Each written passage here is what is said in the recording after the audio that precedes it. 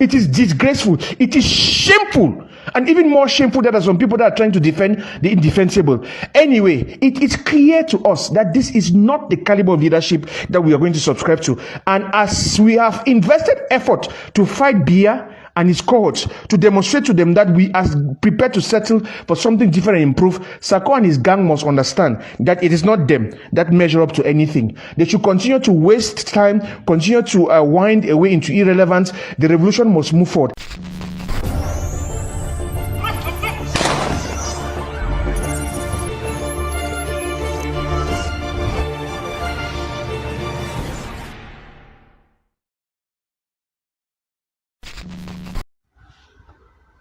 Good morning, Southern Cameroonians. This is Dr. G. When we left and engaged upon this battle for the restoration of our independence, it was because we were fundamentally convinced that if given the opportunity to govern ourselves, we will do different and do a better job. The last couple of months, we have witnessed what it would mean, the challenges and the dangers that come with confiding power and responsibility into the hands of people who are ill-equipped to handle the responsibilities that have been given to them. They often say that power corrupts and absolute power corrupts absolutely.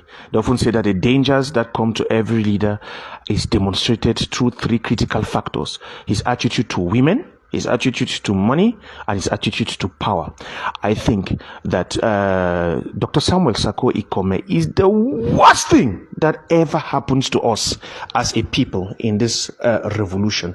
The worst thing in terms of the fact that this responsibility of leadership was confided to him at a time when he was ill-equipped to handle the range of challenges that came with providing leadership for this revolution. And he has succumbed to two of the three. There's even an allegation that he succumbed to the third. Two of the three ills that pull down every leader: the drunkenness of power and the access to wealth or money or fortune that causes a leader to see themselves above the people that they govern. And any honorable and noble man in that particular situation that he finds himself will do the honorable thing and resign. I often insist that it is fundamental to Anglo-Saxon governance culture that our leaders have to be honorable.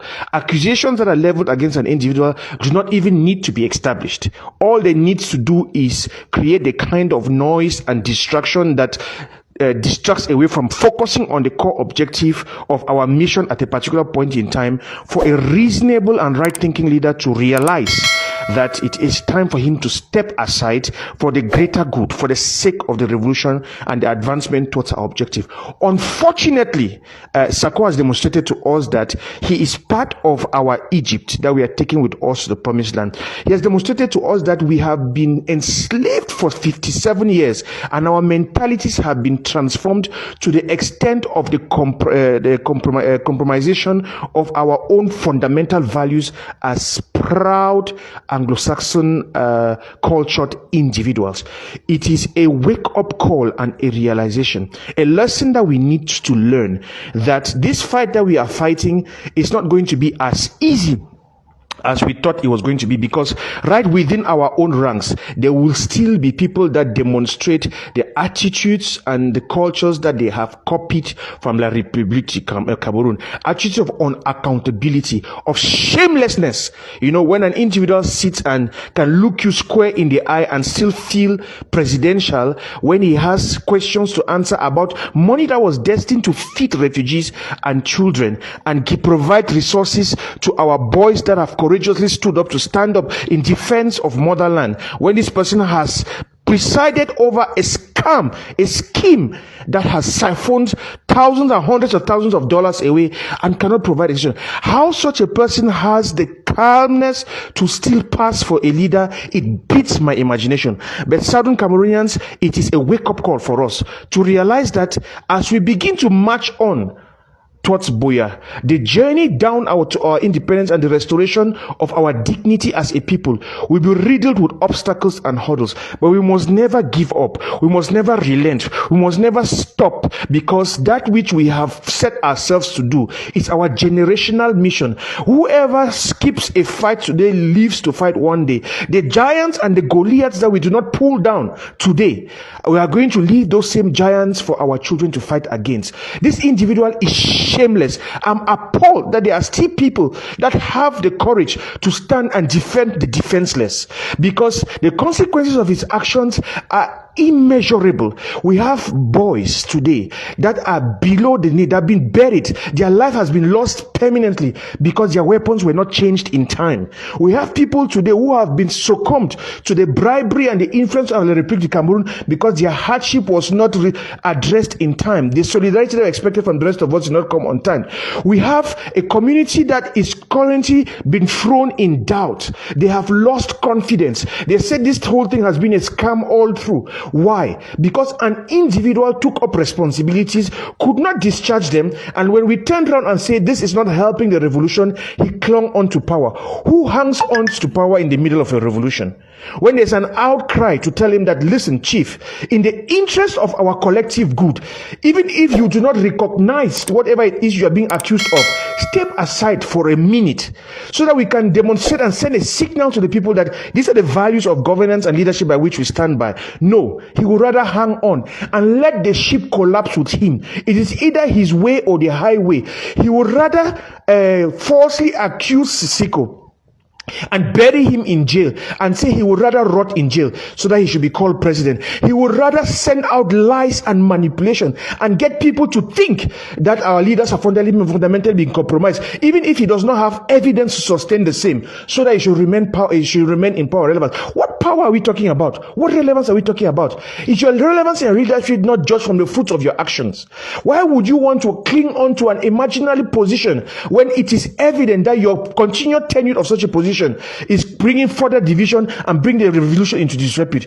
In any case, as a matter of fact, as a matter of principle, this guy is a persona non grata. You know, he's rubbish to be wrapped up and dumped in the rubbish, in the dustbin of history, because he has pushed himself into irrelevance. Nobody helped him. He dug his own grave to irrelevance himself and buried himself in there. The rest of us as Southern Cameroonians are coming just to confirm what he did with his own hand. It's unfortunate that he continues to serve as a distraction at a time when we need to remobilize. See, ladies and gentlemen, this revolution cannot lose momentum because a few individuals have embezzled money. We have had the courage to call him out, not to hide the evil. Some of us have been on his case for the last couple of months, telling him that, Chief, you are not representative of what we are fighting for. This is not why we took up arms. This is not why we stood up against the brutality of the regime of Yaoundé. It was because we are fundamentally convinced, deep down inside of us, that we are not only different, but if given the opportunity, we would act differently. So I do not despair. I just want us to realize that in the journey onto our liberation, we would have to deal with individuals like this. It's a reminder to us that leadership comes at a price. The fundamental essence of every revolution is the revisitation of the class system that has governed a society onto inefficiency. Whenever you provoke a revolution, it is the masses rising up to take up power to say that the direction with which a people are going can be done differently. Classlessness is in essence fundamental to every revolution, not the creation of another group of elite. The difficulty we have with an individual like this man, Sako, is the fact that he still has in his mind the mentality of the elites that have been in bed with the Biya government for all these years, and he has seen this as a possibility of him to belong to the comprador bourgeoisie, the group of people who arise, distance themselves from the interests of their people, and begin to milk the resources of the population for their personal gains and interests. This is not the caliber of leadership that we conceptualized to govern this revolution. When we set out to create an interim government, we had people like Sako in mind. I tell you, ladies and gentlemen, when they came back from the fourth conclave, absolute power was given to Sako. Essentially, everybody resigned, appointed him as the chair of the governing council, and gave him the responsibility to go and form his cabinet. This is how much responsibility and trust was placed in this individual, because he had proved it over time that he merited it. When he traveled all around the world, the resources that he was given, he gathered and judiciously transferred to the treasury. This was not somebody who went and saw the revolution as a piggy bank to transform and improve his lifestyle. It is disgraceful. It is shameful. And even more shameful that there are some people that are trying to defend the indefensible. Anyway, it is clear to us that this is not the caliber of leadership that we are going to subscribe to. And as we have invested effort to fight Biya and his cohorts to demonstrate to them that we are prepared to settle for something different and improve, Sako and his gang must understand that it is not them that measure up to anything. They should continue to waste time, continue to wind away into irrelevance. The revolution must move forward. I want to, at this juncture, celebrate the strategic move that Comrade Cho Ayaba is making towards Comrade Dabni Yerima and Sisiko to be able to build a new alliance. This is a resolute determination to show to our people that they are still leaders committed to the cause of our liberation, capable of demonstrating selfless leadership, capable of modeling the kind of governance that we aspire for as we move towards Boya. This is in essence of what a fight is. You are going to fall several times, but you must have the ability to wake up and continue in the battle. If you believe in the strength of your conviction and the purpose and the reason for which you undertook this fight in the first place, I want to invite our people to throw their full weight behind this new initiative. We have lost confidence, we have lost trust because of the attitudes of a few people, but we must not at this juncture substitute our quest for restoration because of the selfishness of a few individuals. We will take care of them as we proceed along. They have become a by the way. We shift them to the side and we forge ahead and we march ahead. All of the people who continue to serve as distractions, our people are watching you. We want to state again categorically that a leader of the caliber of Samuel Sako, who is selfish, who goes and spends the people's money on himself, is not the kind of person that we would ever want to see anywhere at the helm of the governance system of Ambazonia. He has shown us as a lesson for us to learn, so that as we keep an eye on him and people like him, as we move towards the quest of restoration, to make sure that never, never, and never again shall we rise to a place where individuals can take the collective resources of our people and use it for their own personal end and benefits. We will fight that as an internal fight with resolve and determination, so that we begin to demonstrate systematically, confidently, and decisively the kind of leadership that we would stand for. It has to be selfless. It has to put the interests of the people forward and first. And that is what we are fighting for. Not this kind of selfishness and shamelessness that this man is representing. In fact, this guy is the worst thing that we could have ever imagined for in this revolution. He has taken us back almost 1.5 years in the revolution from when he took it off, and has given our people to reasons to laugh and to mock at us, our detractors to our people to be discouraged, and our distractors to mock at us. But we shall not give up. We are going to be resolute and focused in the pursuit of the quest of our restoration.